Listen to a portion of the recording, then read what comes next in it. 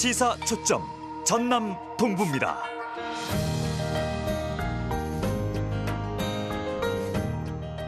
시사 초점 전남 동부입니다. 진행을 맡은 윤영혁입니다. 우리 사회의 대표적 주거 형태를 꼽으라면 단연 아파트일 텐데요. 도심의 경우 아파트에서 사는 세대가 절반을 넘을 정도이니 가히 아파트 공화국이라 할 만합니다.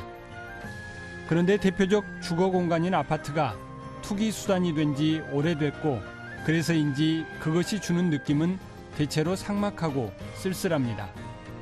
특히나 저소득층이 거주하는 아파트는 사회적 차별의 공간으로도 분류되곤 하는데요.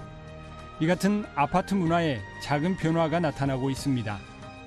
서울시가 지난해 11개 자치구 20개 아파트를 대상으로 한 공동주택 가치 살림 프로젝트가 그것인데요. 주민끼리 돌봄과 환경 그리고 일자리 문제를 스스로 해결해보자는 취지로 시작됐는데 일단 주민들의 반응은 긍정적이라고 합니다. 우리 지역도 아파트를 짓는 데만 몰두할 게 아니라 아파트 문화를 어떻게 만들어가야 할지에 대한 진지한 고민이 필요해 보입니다. 시사초점 전남 동부입니다에서 오늘 준비한 내용입니다. 전라남도가 전국 최초로 제조업 근간이 되는 소재 부품 산업의 중장기 대책을 마련했습니다.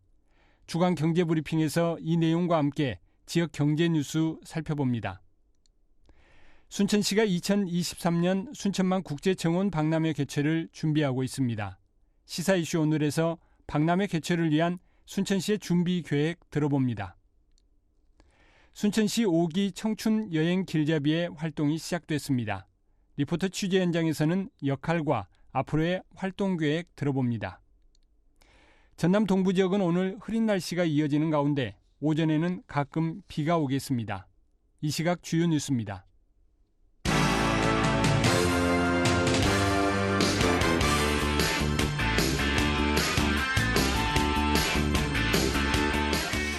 통합공무원노조 광양시 지부가 최근 실시된 정기 인사를 두고 승진 인사가 지연과 혈연 등의 영향을 받았다며 올바른 심사 기준이 필요하다고 주장했습니다.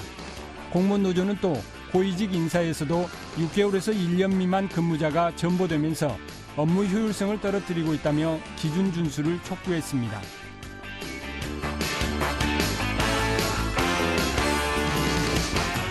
순천문화원 정상화를 촉구하는 범시민대책위원회는 순천문화원이 지난 2013년부터 지금까지 연평균 1억 원이 넘는 임대 수익금을 무분별하게 관리했고 일부 재산금은 지출 내역이 불명확하다는 국민권익위원회의 조사 결과를 최근 통보받았다고 밝혔습니다.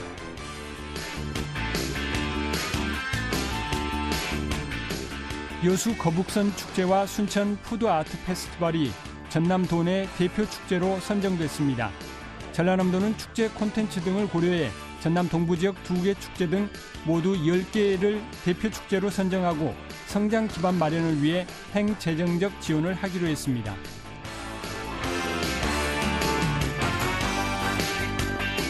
순천시가 관내 학교 신설과 신규 주거단지 조성 등 교통 환경 변화에 따라 교통 수요가 늘어나고 있는 신대지구와 남재 풍덕지구, 조례지구에 도심권 순환버스를 확대 운행합니다.